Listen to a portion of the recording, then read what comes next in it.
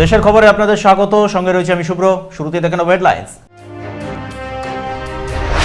ভবানীপুরে মমতার বিরুদ্ধে প্রার্থী শুভেন্দু, নন্দীগ্রামেও লড়বেন বিজেপি নেতা। তৃণমূল নেত্রীকে চাপে রাখার কৌশল। 144 আসনে প্রার্থী ঘোষণা বিজেপির। বাদ পড়লেন রায়গঞ্জের অশোক লাহিড়ী। খড়গপুরে ফেললেন দিলীপ। মীনাক্ষীকে প্রার্থী করা হলো উত্তরপাড়ায়। দীপশিতা দমদম উত্তরে। প্রথম তালিকায় নেই সৃজন শতরূপ। উপনির্বাচনে নিহত তামান্নার মাকে প্রার্থী। আইএসএফ এর জন্য আসন ছাড়ল বামেরা। কাল তৃণমূলের প্রার্থী তালিকা, নতুন মুখের সম্ভাবনা। গ্যাসের দাম বৃদ্ধি দেশে। পথে নেমে প্রতিবাদ মমতার। আমলাদের বদলিতে ক্ষোভ প্রকাশ। মধ্যরাতে আমলা বদল, রাত 1টায় নির্দেশিকা নির্বাচন কমিশনের। বদল মুখ্য সচিব, স্বরাষ্ট্র সচিব। সরানো হলো কলকাতার পুলিশ কমিশনার সুপ্রতিম সরকারকে। নতুন অস্থায়ী ডিজি হলেন সিদ্ধিনাথ গুপ্তা। আসছে বিস্তারিত খবরে। নির্বাচন ঘোষণা হওয়ার পর গতকাল রাত 1টায় নির্দেশিকা জারি করে সরিয়ে দেওয়া হয় রাজ্যের মুখ্য সচিব ও স্বরাষ্ট্র সচিবকে। আজ সকালে সরিয়ে দেওয়া হয় কলকাতার পুলিশ কমিশনার, রাজ্য পুলিশের ডিজি ও রাজ্য পুলিশের এডিজি আইন শৃঙ্খলাকে। একই সঙ্গে কারা দপ্তরের ডিজিকেও সরিয়ে দেওয়া হয়েছে। মুখ্যমন্ত্রী মমতা বন্দ্যোপাধ্যায় বলেন, মুখ্য সচিব নন্দিনী চক্রবর্তীকে ঘাড় ধাক্কা দিয়ে বের করে দিয়েছে নির্বাচন কমিশন। নন্দিনী বাঙালি মহিলা। নির্বাচন কমিশনার শুধু বাঙালি বিদ্বেষী নয়, হিন্দু বিদ্বেষী। বিধানসভা নির্বাচনে শুভেন্দু অধিকারীকে এবার 2 জায়গায় প্রার্থী করল বিজেপি। ভবানীপুর কেন্দ্রে মমতা বন্দ্যোপাধ্যায়ের বিরুদ্ধে লড়াই করবেন তিনি। একই সঙ্গে নন্দীগ্রামেও লড়াই করবেন। খড়গপুর সদর কেন্দ্রে ফিরিয়ে আনা হলো দিলীপ ঘোষকে। রাজ্যে 144টি কেন্দ্রে প্রার্থী তালিকা ঘোষণা করল বিজেপি। বিদায়ী বিরোধী দলনেতা শুভেন্দু অধিকারী লড়াই করবেন মমতা বন্দ্যোপাধ্যায়ের বিরুদ্ধে। ভবানীপুর ও নন্দীগ্রামের প্রার্থী করা হয়েছে তাকে। পুরনো কেন্দ্র খড়গপুর শহরে প্রার্থী করা হয়েছে দিলীপ ঘোষকে। তাকে যে খড়গপুরে প্রার্থী করা হবে তা পরিষ্কার করা হয়েছিল আগেই। হাওড়ার শিবপুর থেকে প্রার্থী করা হয়েছে অভিনেতা রুদ্রনীল ঘোষকে। বালুরঘাটে প্রার্থী করা হয়নি অশোক লাহিড়ীকে। এই অশোক লাহিড়ীকে গত বিধানসভায় বিজেপি জয়ী হলে অর্থমন্ত্রী করা হবে বলে প্রতিশ্রুতি দেওয়া হয়েছিল। প্রার্থী করা হয়নি বিজেপির সদ্য বিজয়ী বিধায়ক বিশ্বনাথ সরকারকে। শিলিগুড়িতে প্রার্থী করা হয়েছে বিজেপির বিজয়ী বিধায়ক শঙ্কর ঘোষকে। বীরভূমের মহিরেশ্বরে প্রার্থী হয়েছেন এক সময়ের বিক্ষুব্ধ বিজেপি নেতা দুধ কুমার মণ্ডল। এবার নন্দীগ্রাম ভবানীপুরের মতো জমজমাট লড়াই হবে বরানগরে। সেখানে বিজেপির প্রার্থী সজল ঘোষ। বাকি কেন্দ্রে প্রার্থী তালিকা ঘোষণা করা হবে কয়েকদিনের মধ্যে। ব্যুরো রিপোর্ট, পূবের কলম ডিজিটাল। প্রার্থী ঘোষণা করলো বামেরা। মীনাক্ষীকে প্রার্থী করা হয়েছে উত্তরপাড়ায়। বিকাশ রঞ্জন ভট্টাচার্য লড়াই করবেন যাদবপুরে। 2 24 পরগনা, মুর্শিদাবাদ ও হুগলিতে বেশ কিছু আসন ছাড়া হয়েছে আইএসএফকে। সিপিআই এমএল বামেদের সঙ্গে জোট বেঁধে 10টা আসনে লড়াই করবে বলে জানা যাচ্ছে। রাজ্যের বিধানসভা নির্বাচনে 192 কেন্দ্রে প্রার্থী দিল বামফ্রন্ট। নদিয়ার কালীগঞ্জে উপনির্বাচনে খুন হয়েছিল তামান্না, তার মা সাবিনা ইয়াসমিনকে প্রার্থী করল সিপিআইএম। 2025 সালের 23শে জুন বোমার আঘাতে খুন হয়েছিল তামান্না খাতুন। এবার প্রার্থী করা হয়েছে বিকাশ রঞ্জন ভট্টাচার্যকে। যাদবপুরে প্রার্থী করা হয়েছে তাকে। এসএফআই নেত্রী দীপশিতা ধরকে প্রার্থী করা হয়েছে দমদম উত্তরে। মীনাক্ষী মুখোপাধ্যায় প্রার্থী হয়েছেন উত্তরপাড়ায়। কলতান দাশগুপ্তকে প্রার্থী করা হয়েছে পানিহাটিতে। আইনজীবী সায়ন বন্দ্যোপাধ্যায়কে প্রার্থী করা হয়েছে মহেশতলায়। গৌতম দেবের পুত্র সপ্তর্ষি দেবকে প্রার্থী করা হয়েছে রাজারহাট নিউ টাউনে। রাজ্যের প্রাক্তন মন্ত্রী কান্তি গঙ্গোপাধ্যায়ের ছেলে সাম্য গঙ্গোপাধ্যায়কে প্রার্থী করা হয়েছে কান্তি গঙ্গোপাধ্যায় পুরনো কেন্দ্র রায়দিঘিতে। এবার কামারহাটিতে প্রার্থী হয়েছেন প্রাক্তন বিধায়ক মানস মুখোপাধ্যায়। সায়নদীপকে প্রার্থী করা হয়েছে বরানগরে। পান্ডুয়ায় প্রার্থী হয়েছেন প্রাক্তন বিধায়ক আমজাদ হোসেন। মমতা বন্দ্যোপাধ্যায়ের বিপরীতে ভবানীপুর কেন্দ্রের প্রার্থীর নাম ঘোষণা করেনি বামেরা। প্রথম দফায় যে তালিকা প্রকাশ করা হয়েছে সেখানে সৃজন শতরূপদের স্থান নেই। বামফ্রন্ট চেয়ারম্যান বিমান বসু বলেন, ইরান আমেরিকা যুদ্ধের ফলে গ্যাসের সংকট শুরু হয়েছে। 18ই মার্চ বামেরা গ্যাসের মূল্যবৃদ্ধি ও সংকটের প্রতিবাদে পথে নামবে। ইরানের সঙ্গে অহেতুক, অযাচিত, অন্যায় যুদ্ধ ইসরায়েল এবং মার্কিন যুক্তরাষ্ট্র পরিচালনা করছে, তার আমরা বামফ্রন্টে একাধিকবার আলোচনা করেছি। জেলায় জেলায় তা নিয়ে বিক্ষোভ প্রদর্শিত হয়েছে। এ অন্যায় যুদ্ধ, এর কোনো মানে হয় না। এখন তো পরিষ্কার হয়ে যাচ্ছে, ন্যাটোকে বলছে তোমরা সবাই আসো, আমেরিকা বলছে, কিন্তু সবাই আসছে না।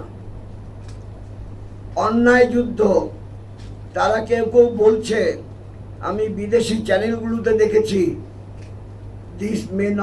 this may be repeated as we have seen the withdrawal of the American forces from Vietnam and elsewhere. এটা বলছে। তো যেভাবে সম্পত্তি ধ্বংস করছে, যেভাবে মানুষের জীবন মানে কেড়ে নিচ্ছে, হত্যা করছে, যেভাবে সারা বিশ্বে আলোড়ন সৃষ্টিকারী কাজ করেছে। এখন as per international law Hormuz strait belongs to Iran, কারণ 12.5 kilometer from the land in the sea, the water level that belongs to that country. এবারও বামেরা বহু নতুন মুখকে প্রার্থী করেছে। তবে বিধানসভা নির্বাচনে পুরুলিয়ার মানবাজারে প্রার্থী করা হয়েছে সোনামণি টুডুকে। দক্ষিণ 24 পরগনা, উত্তর 24 পরগনা, মুর্শিদাবাদে বহু কেন্দ্র আইএসএফ এর জন্য ছাড়া হয়েছে। শেখ ইরশাদের রিপোর্ট, পূবের কলম ডিজিটাল।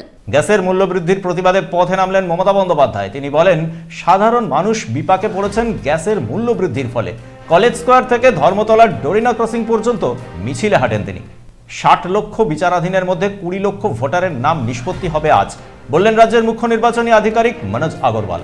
তিনি বলেন, যেখানে ড্রোন প্রয়োজন হবে সেখানে ড্রোন উড়বে। কোনো ঘটনা ধামাচাপা দেওয়ার চেষ্টা হলে কড়া ব্যবস্থা নেবে কমিশন। রমজানে পুনের এক লেকের ধারে ইফতারে বসেছিলেন মুসলিমরা, সেখানে হামলা চালায় উগ্র হিন্দুত্ববাদীরা। এই ঘটনার পর অশান্তি শুরু হয় পুনেতে। বেশ কয়েকজন মুসলিম যুবক হাসপাতালে ভর্তি, তাদের অবস্থা গুরুতর।